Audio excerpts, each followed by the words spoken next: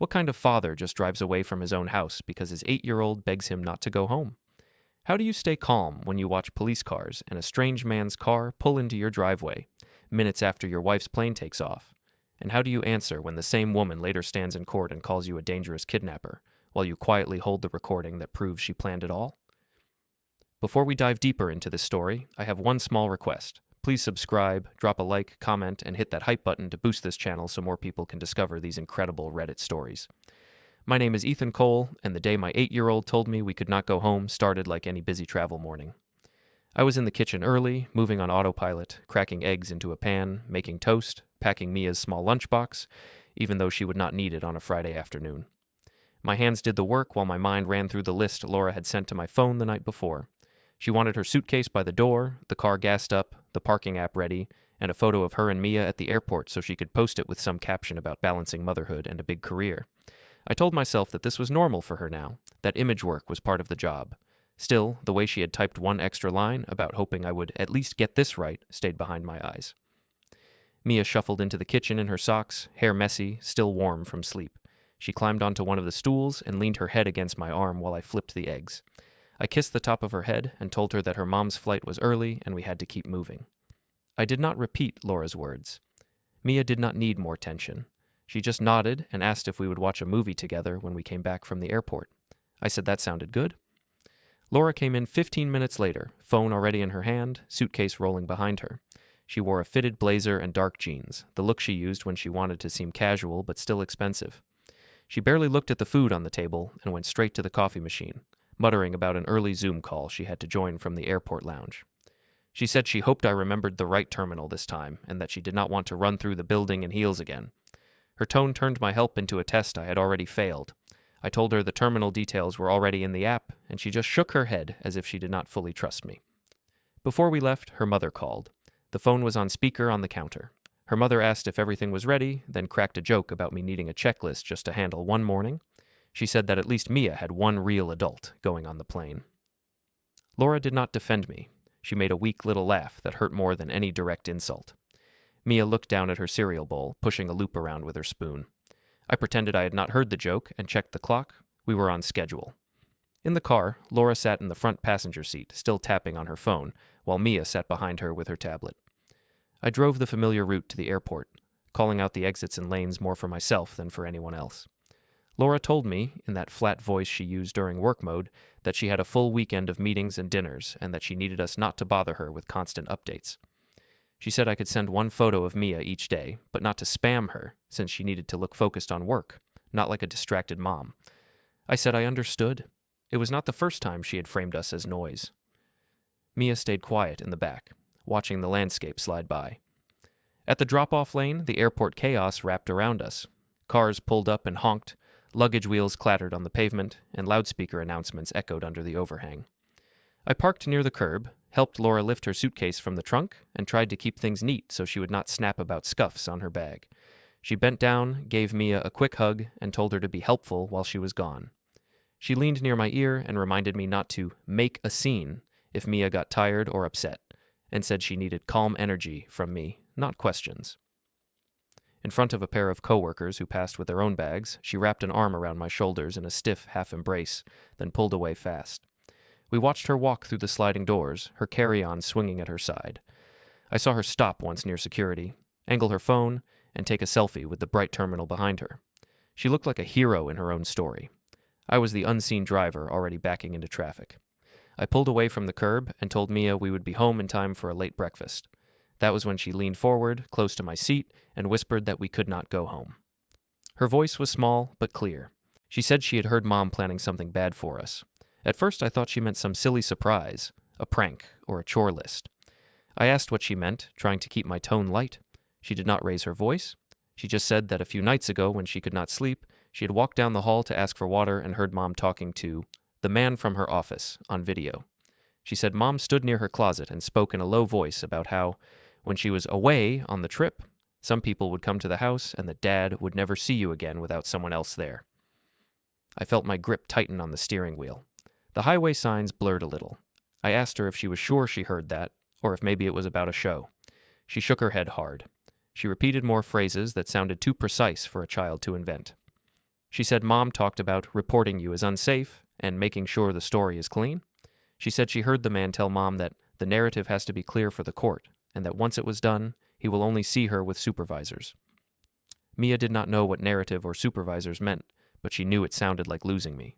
I had two choices in that moment. I could tell myself that Mia misunderstood, that Laura was just venting about something at work, or I could admit that this fit too many sharp edges I had been smoothing over for months. The jokes about me being unstable, the posts hinting at a difficult partner, the fights where she said she could make sure everyone believed her if things got ugly, the fact that she had begged to do this trip alone while I stayed home with Mia, and that she had talked so much lately about new beginnings. Instead of pointing the car toward our neighborhood, I took the exit for airport parking. Mia frowned and asked if we were going back. I told her calmly that we were just going to stop for a minute because I needed to think and make sure everything was fine.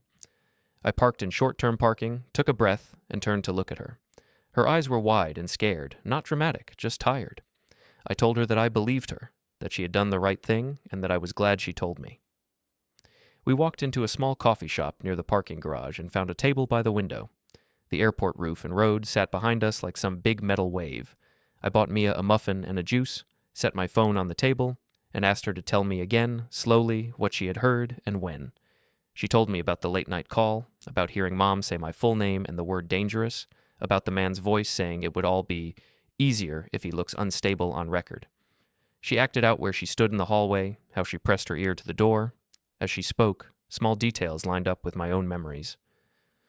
Laura had closed the door that night and turned on a white noise app. I had thought she was just tired. I opened the home security app on my phone, more out of habit than plan. The house status showed disarmed, even though we always said it when we all left. The last motion detection was a few minutes ago in the entryway. That could have been nothing, or it could have been someone inside. I switched to the camera view, but the feed struggled to connect, spinning on the screen. For the first time in a long time, I felt my heart beat faster. I decided not to drive into the neighborhood right away. Instead, I paid for the coffee, wiped Mia's hands with a napkin, and led her back to the car. We drove out of the airport grounds and stopped on a side street a few blocks from our house, where I could see our driveway from a distance without pulling in. The sun was higher now, lighting the roofs and trees. Our street, which usually looked so calm, felt like the mouth of something. We waited in silence for a few minutes. Mia sat forward, watching through the windshield. I kept my hands steady on the steering wheel, forcing myself not to start the engine out of fear or pride. Then we saw the first vehicle turn onto the street. It was not a neighbor's sedan. Two dark police SUVs rolled slowly past our corner, then pulled into our driveway. A third car followed, one I recognized from a photo Mia had once shown me on her tablet when she pointed out Mom's boss's fun car. Ryan's car. He parked on the street, a little behind the police.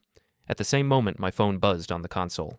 A call flashed across the screen from a private number, no name, just private, with the city code. Another small banner slid down above it, showing a new voicemail alert. I did not answer. I just watched the officers step out of their SUVs and walk up to my front door with Ryan standing nearby, hands in his pockets, as if he had been waiting for this exact scene. I did not answer the private call. I watched it ring out and turn into a small red missed call icon on the corner of the screen. I told Mia we were going to drive a little farther away, somewhere quiet. I did not tell her why. I turned the car around, kept to side streets, and headed toward a strip of shops a few miles away where there was another little cafe and a park nearby. Only when we were parked with other cars around us and people walking in and out of stores did I let myself touch the voicemail icon. I put the phone on speaker between the seats, but kept the volume low. A measured voice introduced himself as an officer, said there had been a report about concerns for a child's safety at our address, and that they needed to check on me and my daughter because my wife had expressed fears about my mental state and our home environment. The officer said they had gone by the house and found it empty. He asked me to call back as soon as possible so they could make sure everything is all right. He did not sound angry or accusing. He sounded like a man following a script. That calm tone made the whole thing feel more real, not less. I saved the voicemail and stared at the phone for a moment, letting the words settle. Mia watched my face carefully. She asked if we had done something wrong. I told her that we had not done anything wrong. I said that sometimes grown-ups told stories that were not fully true when they were scared or angry, and that other grown-ups then had to check what really happened. I told her that right now, the most important thing was that she was safe and with me, and that I was going to make sure it stayed that way. I did not tell her that her mother had just tried to turn me into a danger on paper. I did not tell her that the first step in many ugly custody stories had just clicked into place over our heads. As we sat there, the smell of fried food from a nearby takeout place drifted through the open window. It pulled my mind back to other nights, other drives, times when I had explained away smaller warning signs. When Laura and I had first met, she was not this sharp-edged. She was loud and quick and funny, but she also liked the way I stayed calm. She said it made her feel safe. We met at a friend's cookout, stood near a folding table covered with plastic plates and cheap burgers. I fixed a broken speaker cord without making a big show about it, and she said she liked men who did not need to be the center of attention to be useful. Back then, she worked in a smaller medical office and talked about wanting a career that would take her places. She said she respected that I fixed invisible things at my job and that the world needed quiet people. Once we married and Mia was born, that respect thinned out slowly. It did not happen overnight. It came in small comments. When Laura left her old job for pharmaceutical sales, she stepped into a world that loved big gestures. Her new company praised boldness and brand presence. Her managers drove leased cars with big logos and made speeches about hustle. At work dinners, I became the background man. She called me her anchor in front of them, but the way she said it made it sound more like a weight than a support. When I tried to talk about my projects, about upgrading servers or securing networks, people's eyes drifted away. More than once, Laura put a hand on my arm and joked that I could save the technical talk for the introverts at the office. Her mother, Helen, never liked that I was not in sales or management. At family gatherings, she would ask, too loudly, when I planned to get a real job, as if stable engineering work was some temporary station. She would praise Laura for every promotion and barely nod when I mentioned a long project finished on time. Once, at a birthday party, I heard her tell Laura's cousin that my personality was too soft and that Laura needed someone who would push her to the next level. She said this while I was cutting cake for the kids. I pretended I did not hear because that seemed easier than turning the whole night into a fight. At home, the jokes grew sharper. When I forgot to take the trash out once, after a long day rolling out a new system at work, Laura told Mia that Daddy lives in his little IT cave and forgets the real world. She said it with a smile, but the words stayed. Mia laughed then, but later, when she saw me working from the dining table, she asked if I really forgot the real world sometimes. I had to tell her no, that my work kept a lot of people's real work going. Still, a small doubt had been planted. Then there were the posts. For a long time, I did not use social media much. I had a simple profile with a few family photos and some basic updates. Laura's pages, though, grew busy. She posted photos from work trips, selfies with coworkers, quotes about strong women leaving weak situations. At first, I assumed those were just general statements, not messages about our life. But then I noticed how often she posted them after we argued. She would talk about carrying the emotional load alone, about managing a household with someone who does not see his own issues. She never used my name, but friends and coworkers commented as if they knew the whole story. They told her she was brave, that she should keep documenting things, that courts would protect her if it came to that. I remember one night clearly. We had argued about money. Nothing dramatic. I had suggested delaying a vacation so we could pay down some credit card debt from her last conference trip. She said I was limiting her life, that I did not understand what it meant to build a brand. She told me that if I kept acting controlling, she would make sure people knew. She said that in a custody fight, they always believe the mother when the dad acts off. I had taken that as venting. I had said calmly that I did not want any custody fights, that I just wanted us to live inside our means. She stormed off, and later that night I saw she had posted a story about trying to build a life with someone who thinks small.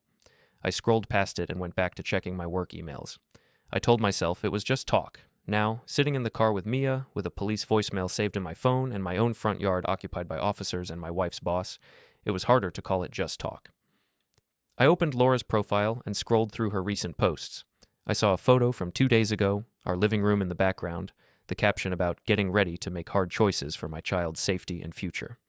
She had added a hashtag about breaking cycles. In the comments, someone had written that courts were there to protect kids from unstable partners, and she had replied with a heart icon. Another post from last week said she was grateful for colleagues who support you when home is heavy.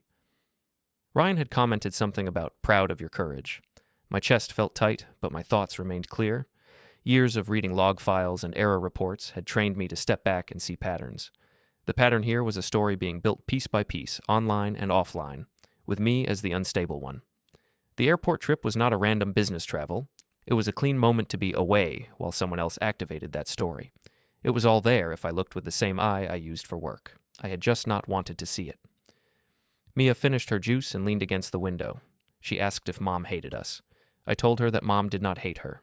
I said sometimes adults got lost in their own heads and started to see other people as problems instead of people.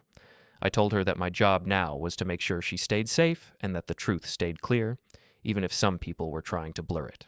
I did not say that one of those people was her mother. I did not need to. She was a smart child. I thought about driving straight to the police station and walking in with Mia at my side.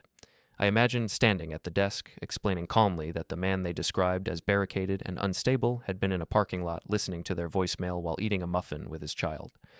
But I knew better than to walk into any official place without thinking. I worked with systems all day. I knew that, once you entered some systems, it was hard to step back out if you made a wrong move. I decided to call someone who understood that better than I did. I scrolled through my contacts until I reached Alan's name. My brother and I were not the kind of close that called every day, but when we did talk, it mattered. He had been on the force for years, long enough to see what happened when family fights mixed with police reports. I told Mia I needed to make a call and stepped out of the car, standing close enough to see her, but far enough that she would not hear every word. When Alan answered, his voice was brisk, somewhere in the middle of a busy day. I told him there was a report about me and Mia, that officers had just been at my house, and that I had a voicemail asking me to call back. I explained that Mia had overheard Laura planning something with a man from work, that the timing lined up with Laura's trip, and that Ryan's car was at my house with the police. I kept my voice steady. I did not shout. I did not call anyone names. I laid out the facts like I would lay out broken parts on a bench. Alan went quiet for a beat, then said this sounded like more than just a messy argument. He told me that if a spouse reported another as unstable and dangerous, every move after that would be watched. He advised me not to go home and not to confront anyone in person, especially not Ryan. He told me to reply to the voicemail and state calmly that I was safe with Mia in a public place, and that I would be happy to speak with them at a station or neutral location with my own support present. He also told me I should start writing down everything that had happened, with times and places, and that I needed to talk to a family lawyer soon, not later. I thanked him and hung up. Then I placed a call back to the number that had left the voicemail. When an officer picked up, I gave my full name, said I had received a message about a welfare check, and said clearly that I was currently with my daughter in a public parking lot across town. I told him nothing bad had happened at the house that we had left after dropping my wife at the airport, and that I had concerns about a possible false report being used as part of a family dispute. I did not accuse. I did not argue. I simply said I wanted everything on record. The officer sounded a little surprised by how calm I was. He said they had gone to the house, found no one there, and closed the immediate concern, but noted that there could be follow-up if more information came in. I said I would cooperate fully and asked for the case number. I wrote it down on a receipt with the date and time. When I got back in the car, Mia was playing with a small toy in her hands, twisting it around and around. She looked up and asked if we were going home now. I told her that we were not going home tonight. I said we were going to stay somewhere else for a little while, somewhere safe. I told her that it might feel strange, but that she would be with me and that we would make it work. She nodded slowly and asked if I was in trouble. I told her that someone had tried to say I was in trouble, but that we had time and facts on our side. I said those words more for myself than for her. I started the car again and pulled out of the lot. As we merged onto the highway, my phone buzzed with a new notification. It was a message from Laura, sent from the plane's Wi-Fi. She wrote that she hoped everything is calm at home, and that she trusted I was not being reactive. She added a line about how she had finally spoken to people about your issues, and that, for Mia's sake, she hoped I would accept help instead of fighting the process. At the same moment, another alert slid down above it, showing a new comment under her recent post about making hard choices for my child's safety. I read Laura's message twice at a red light, my hand still on the wheel. She wrote that she hoped everything was calm at home and that she trusted I was not being reactive. She said she had finally talked to people about my issues and that, for Mia's sake, she hoped I would accept help instead of fighting the process. The words looked reasonable at first glance, almost caring. Then they sat on top of the images in my head, police cars in our driveway, Ryan's car behind them, my own house treated like a crime scene while I sat in a parking lot with our daughter eating a muffin. The gap between her screen story and my real life felt like a crack in the road that had been growing for years and had finally split open. I put the phone face down on the console and focused on the drive. I did not want Mia to keep seeing those little gray bubbles and blue blocks pop up. She was already watching me closely. I could feel her eyes in the mirror. I told her we were going to stay in a hotel for a night, make it like a surprise sleepover. I tried to make my voice light, but I did not lie about the reason. I said that Mom had called some people because she was worried and that those people needed to sort out what was true and what was not. I said sometimes it was safer to give everyone space until grown-ups could talk to other grown-ups who were trained to help. We pulled off the highway at the next exit with a row of budget motels and gas stations. I chose a place with a big, dull sign and a lot of families in the parking lot. Nothing fancy, nothing hidden. I checked us in under my own name, gave the clerk my ID and card, and asked for a receipt. He slid the paper across the counter without caring about my life story. That small act of indifference felt strangely comforting. In the room, Mia jumped on the bed once and then curled up beside the stack of pillows, looking smaller than usual. I turned on a cartoon with the sound low and sat at the little table by the window with my phone and the receipt. I wrote the date and time on the top of the receipt in clear letters. I wrote the name of the officer who had left the voicemail and the case number he had given me. Then I opened the Notes app on my phone and started a simple log. I wrote what time we left the house, what time we dropped Laura at the airport, what time Mia told me she had heard Mom planning something, what time I saw the police cars at our house, and what time I called Alan and the officer back. I did not add feelings. I just wrote facts. My hand shook a little at first, but it steadied as the list grew.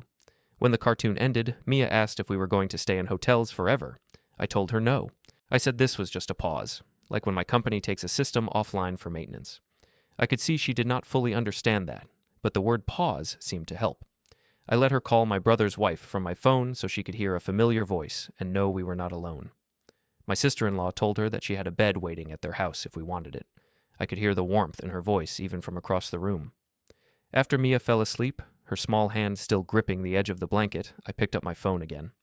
I scrolled further back through Laura's posts, looking at them with new eyes. There were more hints than I had noticed. A selfie in our kitchen with a caption about feeling unsafe in her own home.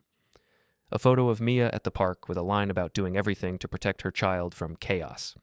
A vague message about documenting everything because someone will twist the story if you do not. Friends had responded with advice about keeping journals, saving messages, and talking to lawyers. I saw Ryan commenting that he was proud of her strength and that he had seen too many women stay too long in toxic situations. There were no pictures of me in the recent posts. In the older ones, I saw myself on the couch holding a baby Mia, grilling in a backyard, standing by a lake with my arm around Laura's shoulders. Over the last year, my presence had faded from her public life even as my workload at home had increased. I had become the ghost in the photos, the unnamed problem behind the captions. Now, I realized, she was trying to turn that ghost into a villain on paper. It would have been easy to let anger take over in that motel room. I could imagine storming back to the house, shouting in the driveway, confronting Ryan in front of the neighbors, demanding explanations. I am not a man who never feels anger. I am a man who has learned how useless it is when you are standing in front of systems that only hear certain things. A loud scene on my lawn would fit the story Laura was already telling. An unstable man, angry, in front of police cars. I was not going to give anyone that picture. Instead, I picked up my phone again and sent Alan a simple message saying where we were staying and what room we were in. He replied that he was finishing his shift soon and would come by. I felt a small knot in my chest loosen. I did not need him to fix everything. I just needed one person in uniform who knew me as more than a file. When Alan knocked on the motel door, he was still in his work clothes, shirt untucked, tired lines around his eyes. He looked around the room, saw Mia sleeping, and asked in a low voice how I was holding up. I told him about Laura's recent posts, about the comments from her coworkers, about the way she had spoken at the dinner table lately as if I was not there. I told him about Mia's description of the late-night call, the words about supervisors and narratives. I could see him slotting each detail into place behind his steady gaze. He said that from the department's side, the welfare check was already closed. The officers had found nothing alarming, and neighbors had described me as quiet and steady. He said that did not mean this was over, though. If Laura went further, if she filed more reports, or tried to get emergency orders, the system would respond. He told me that what I did now mattered more than what I felt. He said I needed a lawyer who understood family cases, not just any attorney. He warned me again not to go near Ryan, not to send long emotional texts to Laura, and not to keep Mia hidden. He said hiding would twist even calm choices into something that matched her story. We agreed that it would be better to move to his house for the night. It would look normal, not like a man on the run. So we woke Mia gently, explained that we were going to stay at Uncle Alan's place instead of the hotel, and packed up the few things we had unpacked. Mia liked the idea of seeing her cousin's rooms, and the worry faded from her face a little. At Alan's house, she settled into the guest bed with a stuffed animal from his youngest and fell asleep almost at once. Alan and I sat at his kitchen table with 2 mugs of coffee, the kind of late-night talk we had not had in years. He asked carefully if there was any truth at all to Laura's claims about me being unstable or dangerous. I told him no. I said I got tired, I got frustrated, but I did not scream or throw things or hurt anyone. He nodded and said he had never seen me act that way in all our years, and that our parents would have called him out if they had seen any signs before they died. He reminded me that, in court, what people can prove matters more than what they feel. He told me to start keeping everything: messages, call logs, posts. He advised me to write things down while they were fresh, like I had started. He said that a clear timeline would help a lawyer see where Laura's words did not match reality. He even suggested that my habit of documenting work issues could become one of my strengths now. I thought about all the spreadsheets and logs I had kept over the years, the way I always made sure there was a backup before I changed anything. That little skill, which my family had always thought of as boring, might now be the thing that kept my life from being rewritten. After he went to bed, I took out my laptop at his kitchen table. The house was quiet. The only sound, the hum of the fridge and a ticking clock on the wall. I connected to his Wi-Fi and opened my cloud storage. I started by creating a new folder, naming it with simple, clean words that would make sense months from now. I used Mia's name and the word safety and the word timeline. The letters looked plain on the screen, but to me they felt like the beginning of a path. I pulled my phone from my pocket and connected it to the laptop. Slowly, carefully, I began to drag files into the new folder. A screenshot of Laura's post about hard choices, the comment from Ryan, the case number from the officer, the motel receipt photo, the call log showing the time of the private number. I created a text file inside that folder and copied my note of events into it, adding more detail while the day was still fresh in my mind. I wrote it like a system incident report, listing what happened, when, and what I did in response. At one point, I paused with my hands over the keyboard and thought about Laura sitting somewhere over the clouds, sipping a drink, maybe writing more posts about her bravery. She probably believed that police reports, emotional language, and her network of coworkers would carry the story. She had always been better at surface-level performance. I had always been better at structure underneath. For years, I had taken pride in being the invisible one. Tonight, I understood that completely disappearing was different from being quietly steady. I saved the files and closed the laptop. On the screen, before it went dark, the folder name glowed for a second in the center. It was such a small thing, one new rectangle among many, but it marked the moment my role shifted from man trying not to make waves to man recording the tides. In the morning at Alan's house, I woke up before everyone else and sat at the small kitchen table with a mug of coffee, listening to the quiet sounds of a house that wasn't mine. The guest room where Mia slept was down the hall, and I could hear her soft breathing when I walked past. Alan's kids had left a few toys scattered near the couch, a normal mess that somehow made me feel steadier. I opened my notebook again and added a few details from the night before, filling in gaps before they slipped away. I wrote about Laura's message from the plane, the exact words about my issues and accepting help, the way they lined up with her posts. I noted the time we checked into the motel and the time we left. The page was starting to look like something a stranger could follow, not just a blur of impressions inside my head. When Alan came out, he poured coffee and asked what my plan was for the day. I told him that I needed to find a family lawyer, not just any attorney. He nodded, said he would cover school drop-offs for his own kids, and that I could use his living room as a base. He reminded me again to stay off Laura's social pages for the moment and not to respond to anything she posted, no matter how tempting it was to correct her. I agreed. I knew that every word I typed could be held up later as proof of whatever story she was telling. Silence, for now, was safer than any defensive explanation. After breakfast, I stepped outside with my phone and scrolled through my contacts, trying to think of who might know a good lawyer. My own coworkers mostly dealt with code and servers, not custody and false reports. Then I remembered a quiet conversation from a company picnic months back, when a colleague had mentioned her sister going through a difficult custody case and speaking highly of the lawyer who helped her. I found her number and sent a message asking if she could share that name. Her reply came quickly. She wrote that the lawyer's name was Marisol Grant, that she specialized in family law, and that she had been firm but fair. She added that Marisol's office was across town near the courthouse. I searched the name, found the office number, and called. The receptionist sounded efficient but not cold. I said my name, said I had been given the number by a former client, and explained in simple terms that I needed advice after a welfare check and a possible false report involving my daughter. I kept my voice even. She asked a few basic questions, checked the schedule, and said there had been a cancellation that afternoon. If I could come in, Ms. Grant could see me for an initial consultation. I wrote down the time and thanked her. When I hung up, I stood on the sidewalk in front of Alan's house for a moment, feeling the cool air on my face. For the first time since the airport, I had a concrete next step that did not involve guessing what Laura might do. Before the appointment, I took Mia to a nearby park. It was a small place with a few swings, a slide, and a walking path. I wanted her to have something that felt normal, not just rooms and serious adult faces. She played quietly, not running as wildly as usual. At one point, she climbed up the slide, sat at the top, and asked if we were ever going back to our house. I told her that we would go back when it was safe and when grown-ups who understood this kind of situation had helped us sort things out. I did not say more. She looked down at her feet and then asked if I would still take her to school on Mondays if we did not live there. I told her that I would make sure she got to school wherever we stayed. She nodded, seemed to accept that simple promise, and slid down. When it was time to go to Marisol's office, I left Mia with Alan's wife, who promised to keep her busy with crafts. I drove across town, following the navigation, my hand steady on the wheel. The building was a modest 2-story structure with a small sign. Inside, the waiting room was quiet, with soft chairs and a table of magazines. No grand statements, just a place meant to hold people in hard moments. When Marisol came out, she greeted me with a firm handshake and led me into her office. She was in her early 50s, with calm eyes and a way of sitting that made her look both relaxed and ready. She asked me to start from the beginning and tell her what had happened as if she knew nothing. So I did. I described the morning at the airport, the way Laura had talked about image and calm, the call from her mother, the drop-off, and Mia's whispered warning in the car. I told her about seeing the police cars and Ryan's car at the house, about the voicemail, the motel stay, the move to Alan's home, and the posts and messages I had found. I tried not to add extra color. I gave her the facts in order. She took notes as I spoke, asking for dates and approximate times.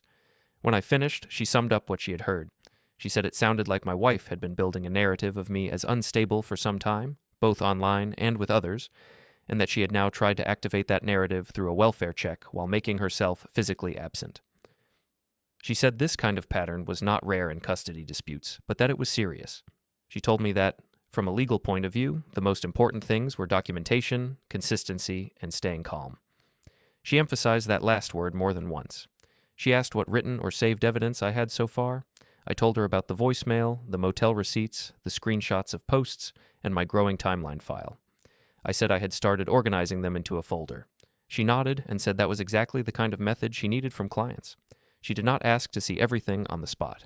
Instead, she told me to keep collecting and offered to send a list of items that were often helpful in cases like mine. She also suggested that Mia see a child psychologist to talk about what she heard from Laura and how it made her feel. She stressed that this was not about coaching Mia, but about giving a neutral professional a chance to document her anxiety and the source of it. When I asked if Laura could try to claim I was hiding Mia or refusing contact, Marisol said that it was important to show that I was acting in good faith. She advised that, unless there was a clear risk, I should not block communication between them, but that all exchanges should be documented and as neutral as possible.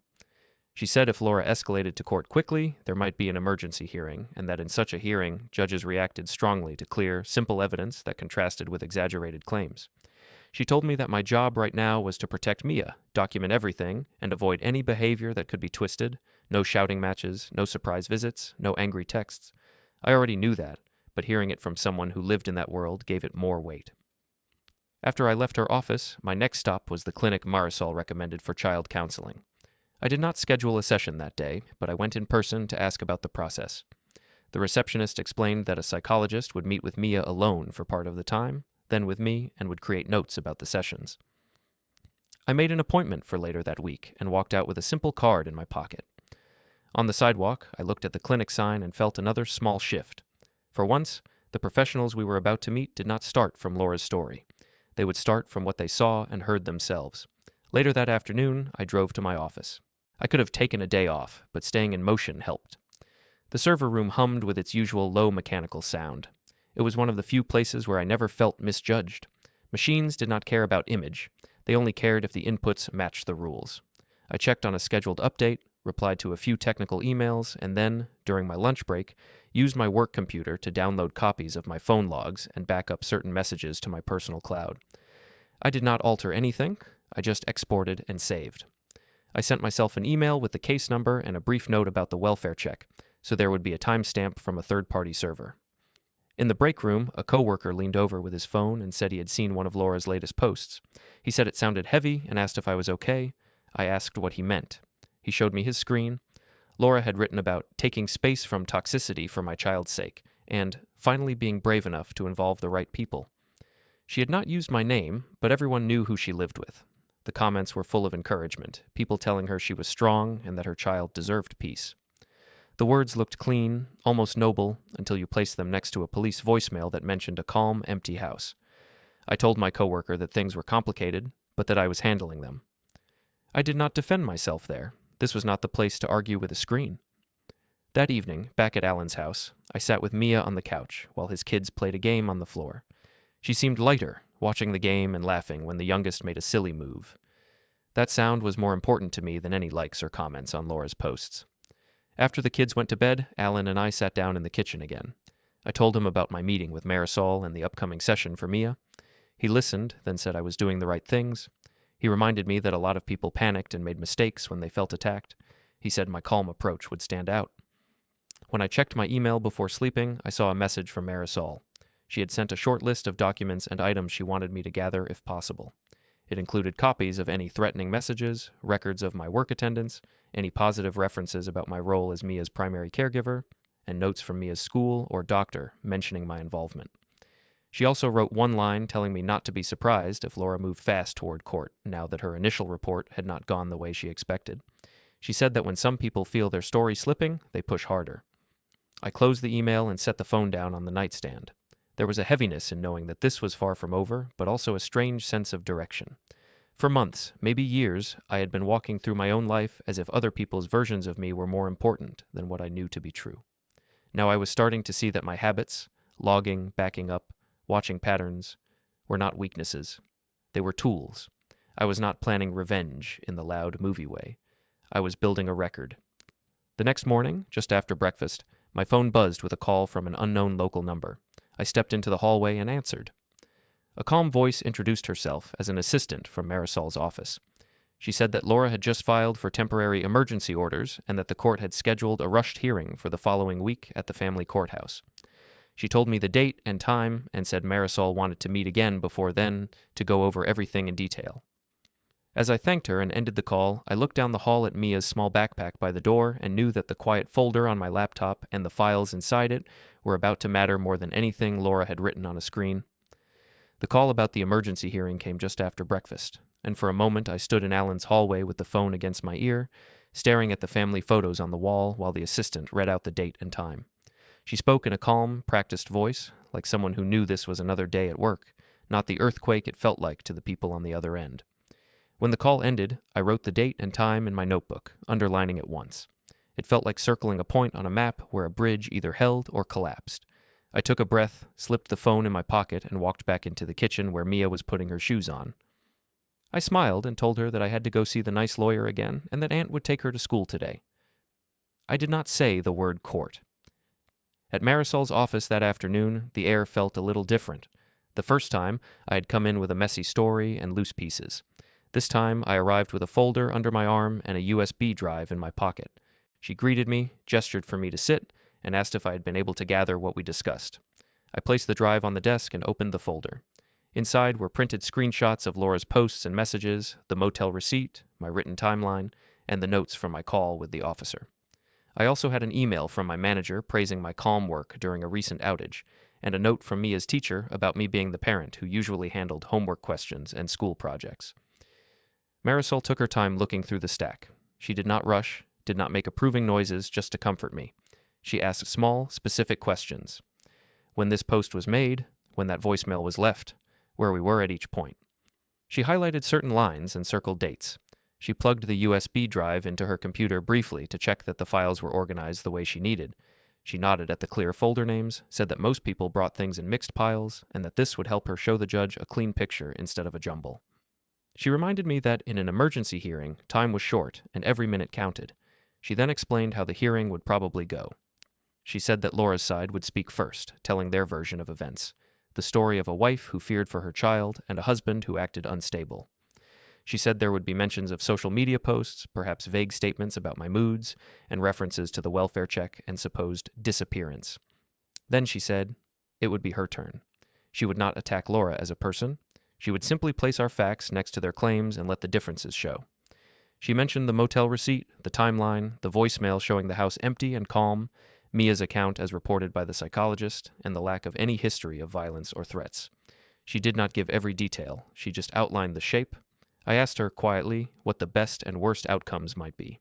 She said that in the best case, the judge would see the pattern of false narrative and deny the emergency orders, maybe even grant me more structure and protection.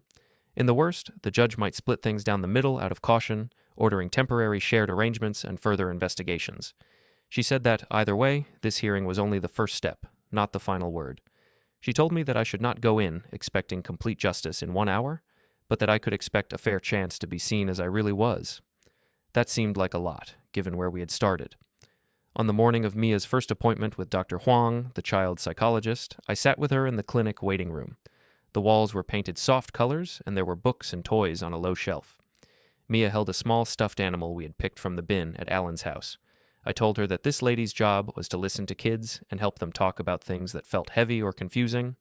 I said that she did not have to say anything she did not want to, but that telling the truth would help the adults make better decisions later. I did not mention court, lawyers, or reports. I just told her that being honest here was another way we were keeping her safe. When Dr. Huang came out, she greeted Mia first, bending down to her level, and then shook my hand.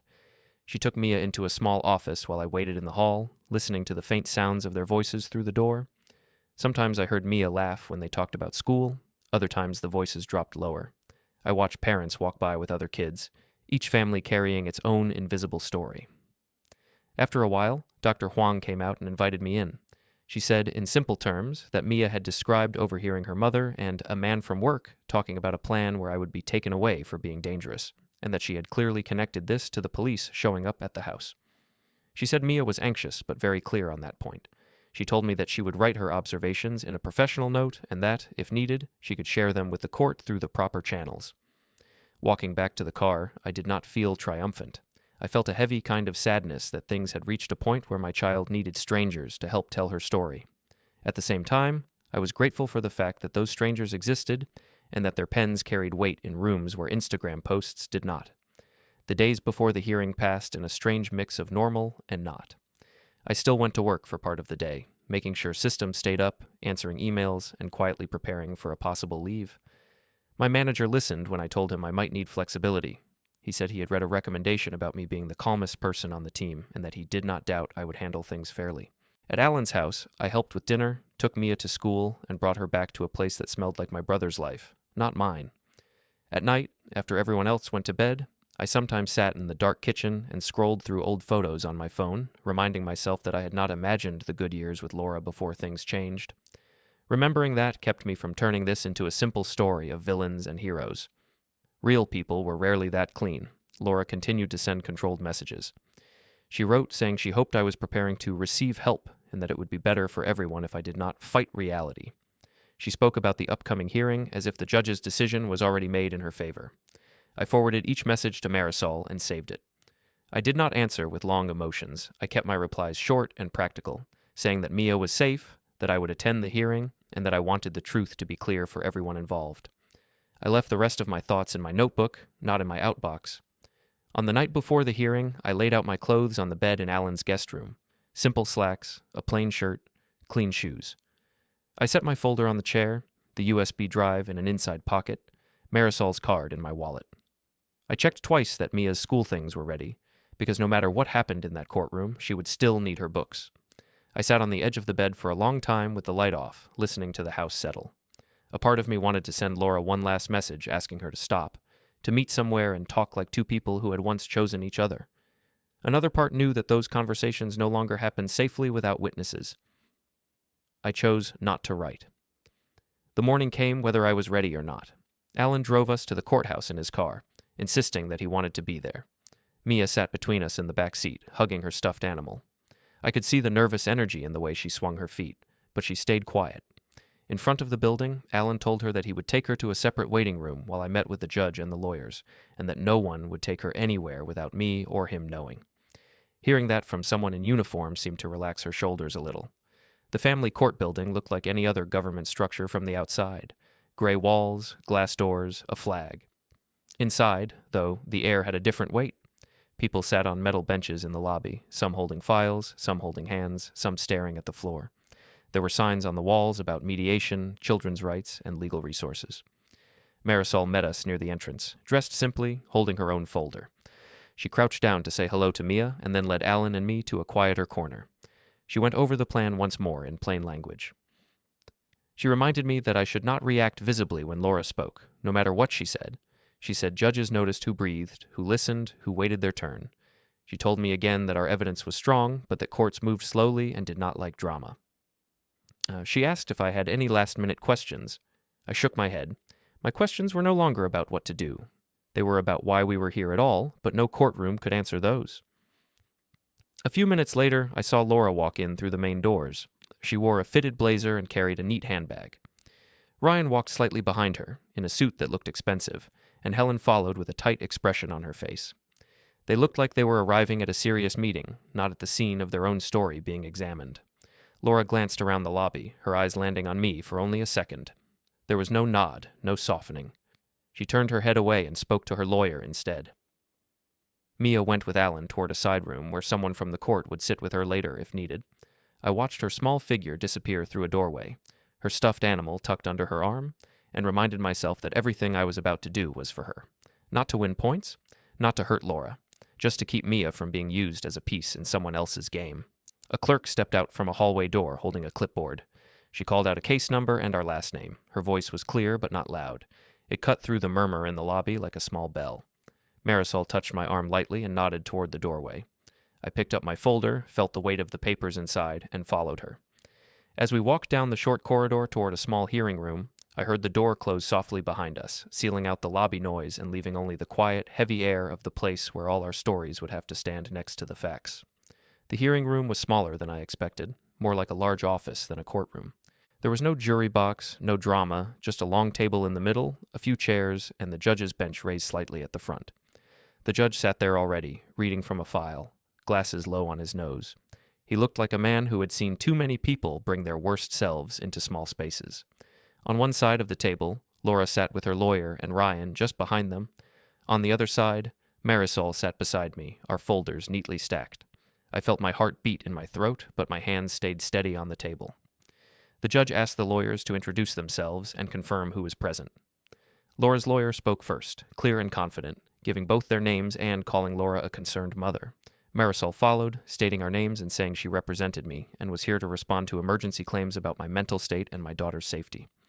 The judge nodded and said he had read the request for temporary emergency orders. He looked at Laura's lawyer and said they could begin. Laura's lawyer started with a simple story. He said Laura had been worried for some time about my emotional stability.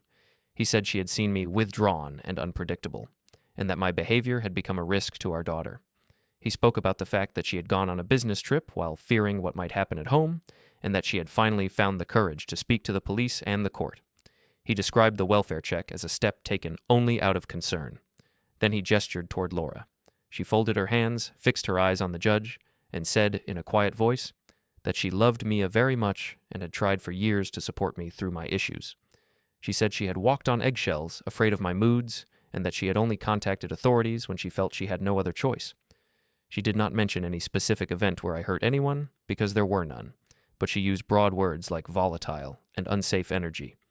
She said that when she returned from her trip, she found that I had vanished with Mia and would not answer her calls. She did not mention the messages I had sent stating exactly where we were. It was strange listening to a version of my life that used true pieces in the wrong order. I could feel anger pushing at my ribs, but I kept my face neutral, my eyes on the judge's notepad. I reminded myself that this was not the place to fight with feeling. It was the place to let structure speak. When Laura finished, her lawyer asked the court to grant temporary orders, giving her primary custody and limiting my time with Mia to supervise visits until professionals could assess the situation. The judge turned to Marisol and asked for our response. She thanked him and started without drama. She said that we respected the court's duty to protect children and that no one in this room disagreed with that. Then she said that, in this case, the facts did not support the picture just painted. She began with the welfare check. She asked permission to play the voicemail from the officer who had gone to the house. The judge agreed. Marisol set my phone on the table, pressed play, and the measured voice filled the small room. He spoke of a report about concerns at our address, then said officers had gone by and found the house empty and calm, no signs of any incident. He asked me to call back, his tone routine, not urgent. Marisol then handed the judge a copy of my written timeline, with times and locations marked. She pointed out that at the moment Laura claimed I might be barricaded at home, I was checked into a motel with Mia, under my own name, in a different part of town. She slid the motel receipt and a simple photo of the room's dated TV guide across the table. She explained that I had called both the officer and my brother, a police sergeant, to be sure everything was documented. The judge took a moment reading those pages, his forehead creasing slightly. Next, Marisol introduced Dr. Huang's report. She told the judge that Mia had been seen by a licensed child psychologist soon after the airport day. She did not ask Mia to speak, she let the paper do that. She summarized that Mia reported hearing her mother and a man from work, planning to have Dad reported as dangerous, that Mia said she would not see him alone anymore, and that this plan involved Mom being away on a trip when the report went in. Marisol pointed out that this account came before any hearing and before Mia knew what an emergency order was. Then came the social media posts. Marisol picked only a few, not all. She handed the judge printouts of Laura's recent public posts about taking space from toxicity, finally involving the right people, and documenting everything for court, along with comments from Ryan encouraging her courage. She drew a quiet line between the timing of those posts and the welfare check. She noted that they started months before any supposed breakdown from me. She also handed over a written statement from my manager at work, describing me as calm under pressure and reliable in crises, and a note from Mia's teacher saying I was the parent who most often attended school meetings and handled homework. At no point did Marisol raise her voice. She simply laid each document next to each claim and let the differences sit there.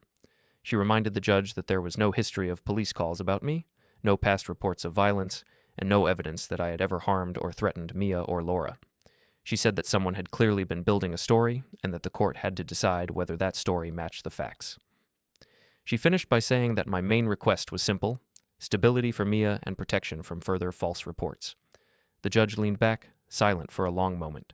He looked at Laura, at Ryan, at me, then he spoke. He said that emergency orders were serious tools, not tactics for settling relationship battles. He said that, based on what he had seen, he could not find support for the picture of me as an immediate danger. He noted that I had cooperated with police, contacted them myself, and taken steps to document events. He also noted that Mia's reported statements and the timing of the posts and trip suggested that someone had anticipated using the system in a planned way. He denied Laura's request for temporary emergency orders. Instead, he granted me temporary primary custody of Mia until a full hearing could be held, with Laura's time limited to supervised visits at a neutral center. He ordered both of us to attend a parenting class and ordered Laura to participate in counseling, particularly about the impact of false or exaggerated claims. Then he said, very clearly, that the welfare report and the possibility of a knowingly false statement would be referred to the appropriate authorities for review. Laura's mouth opened slightly, as if the words had pulled something out of her. Her lawyer looked down at his papers. Ryan stared straight ahead, jaw tight, as if the room had quietly changed shape around him. Marisol thanked the judge, gathered our papers, and placed a copy of the orders in front of me. I did not smile. I just nodded once and said that I understood. In the hallway outside, the air felt lighter, but not empty. Alan stood up from the bench when he saw us, Mia at his side holding her stuffed animal. Marisol spoke briefly to him, then stepped away to handle some paperwork. I knelt down to Mia's level.